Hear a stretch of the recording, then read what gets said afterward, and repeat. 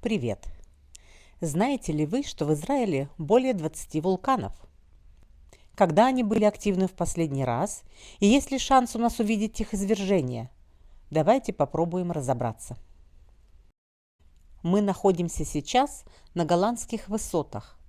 Здесь остались следы вулканической активности. К сожалению или к счастью, сейчас мы лишены удовольствия увидеть извержение вулканов, потоки раскаленной лавы, оползни и так далее. Но это только потому, что мы родились слишком поздно и пропустили этот бурный период, который был несколько миллионов лет назад. Последнее извержение вулкана на Голландских высотах было совсем недавно, 4000 лет назад. Как известно, мы живем рядом с одним из самых известных геологических разломов в мире, так называемым Сирийско-Африканским разломом. Известно, что этот разлом является активным, и скорость противоположного движения плит составляет 4 мм в год. Активный разлом всегда является очагом землетрясений, что мы и ощущаем практически ежегодно в районе Мертвого моря. А землетрясения, как известно, могут вызвать и вулканические процессы. Так что, кто знает, может быть, однажды одна из гор на голландских высотах прорвется с большим шумом, с кипящей лавой. А мы пока наблюдаем остатки вулканической деятельности у подножья горы Авиталь. Самое красноречивое доказательство вулканической деятельности здесь – вот эта капля застывшей лавы. Видно, как раскаленная лава вдавливала почву.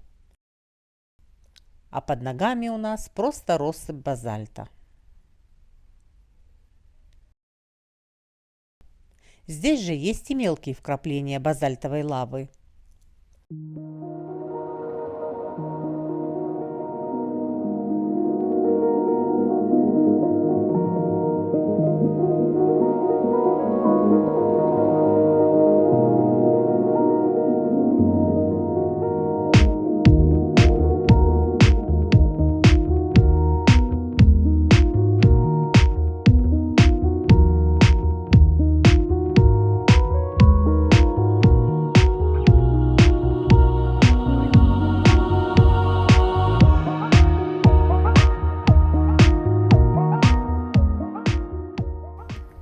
Какая прелесть, она пригрелась на куске лавы.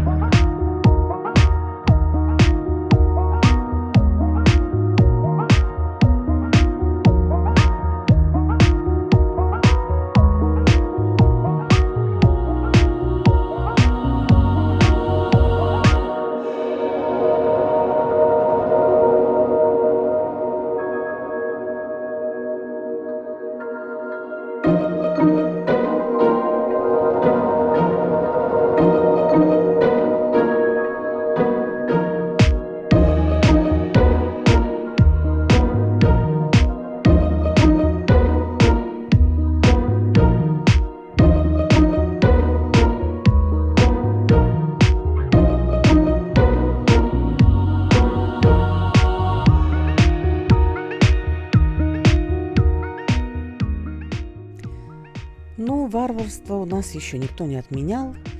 Некоторые чувствуют непреодолимое желание что-нибудь нацарапать на стене.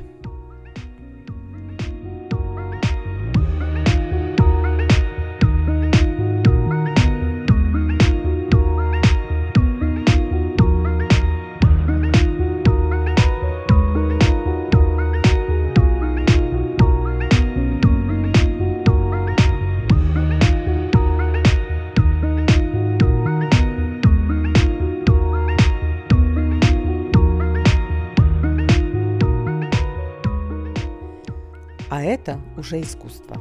Царь Ог и башанские гиганты Рифаимы. Скульптор Ариэль Шамир. О Рифаимах у меня есть отдельное видео, ссылку оставлю наверху и в описании к этому видео.